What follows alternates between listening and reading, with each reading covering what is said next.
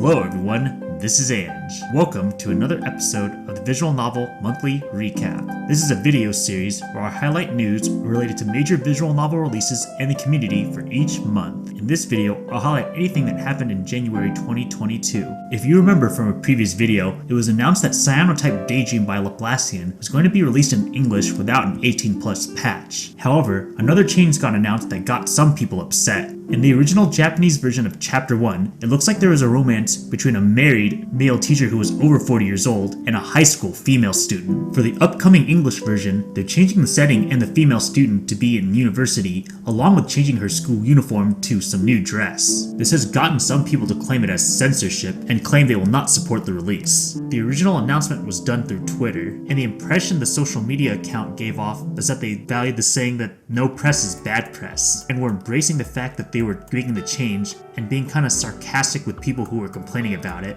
That said, they did have a more professional explanation on their blog, and they said the reason they made these changes was because they were afraid of Steam's rules related to banning sexually exploiting minors, but also basically saying that the change didn't really affect the main story. Sex will still be referred to, but they've reiterated they will not be reverting any of the changes nor offering a restoration patch. On a less controversial note, the blog post does also cover the new Steam additions to the visual novel in more detail, like new CGs, new backgrounds, new epilogue, some general revisions to all cases, new bonus scenes for each case, and a music mode with translated lyrics for the vocal songs. Laplacian has also tweeted out a sneak peek at what the edited sex CGs will look like in the Steam version. Looks like there's going to be a lot of handholding, and they're not going to completely remove the references to sex. However, even though this will be an all-ages release, it seems that the way it'll be released may have some age restrictions depending on the platform or stores they choose. To celebrate Katawa Shoujo's 10th anniversary, JAST has partnered up with the old team to release it on JAST USA's store.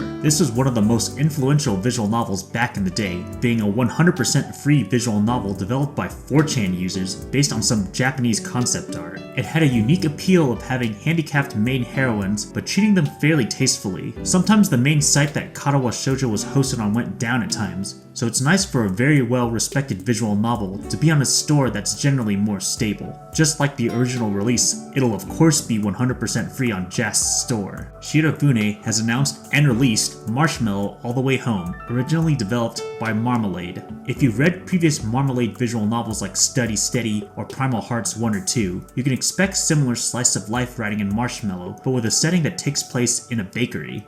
JAST has released Dead End Aigis on JAST and Steam. This is apparently a very dark but surprisingly story-heavy visual novel. Just a reminder that there's a free prequel to Dead End Aigis called Gaiden if you want to get an idea of what the story is like before buying the full thing. Also, it appears Dead End Aigis was able to get on GOG as well. A fan translation of Hooksoft's Hokago Cinderella has started. There's currently an unedited partial patch of the Common Route and Yoka Route out now. The team is currently looking for an editor, TLC, programmer, and artist. JAST has been trying to get Full Metal Demon Muramasa on Steam, but it looks like unfortunately they are unable to. On the upside, it does seem like they were able to get it on GOG, so if you like that platform, consider checking it out. Part 1 of Ubeneco x Higarashime has gotten an English translation. As far as I know, this is based on a mobile game and got ported to Ren'Py, so it can be played on PC. As the name implies, it does seem to be a crossover between Ubeneco and Higurashi, but to be honest, I don't know much more about it. Looks like GOG is popular this month, as Sekai Project was unable to get the 7th Sign, Mr. Sister, out on Steam, so they were able to instead get it on GOG, plus Sekai Project's and Denpasoft store instead. The only thing I know about the 7th Sign is it's made by the same developer who made How to Raise a Wolf Girl, also released by Sekai Project a while ago. It looks like the other releases that Sekai was able to get on GOG were the 2 Relords and Kimagure Temptation.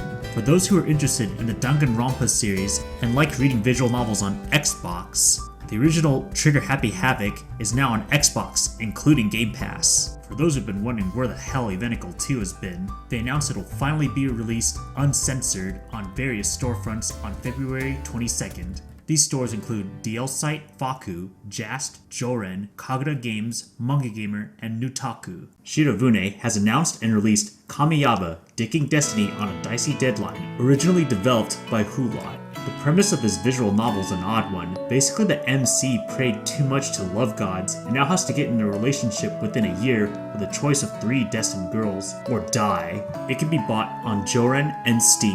Kurokomi-Sama's Feast got a worldwide release on Steam and Jest, with a Switch Nintendo eShop version coming later. This visual novel was made by Minato Carnival World, a sub-brand of Minato Carnival, who made the Sujiro-san no Jinai Road visual novel. Kurokomi-Sama's Feast is a completely all-ages title and apparently very short and with a little gameplay. Otherwise, I don't know too much about it. Thankfully, this visual novel actually has a demo on Steam, so feel free to try that out just to get an idea of what to expect if this interests you. Neko Nyan has released Hello Lady, originally developed by Akatsuki Works. The only thing I know about this visual novel is that it's developed by the same company that made Komyu, and apparently has a voice protagonist with a Chad-like personality. Also, keep in mind this is the complete edition, so it will have the original visual novel along with any additional content from console ports, as well as the fan disc. You can buy it on Steam and other common platforms like Manga Gamer and Jest. Unfortunately, while Neko Nyan originally promised to release the visual novel with no mosaics, the rights holder in Japan changed, and they had some rule where even the English release was supposed to keep the mosaics on. If Neko Nyan can reverse this change,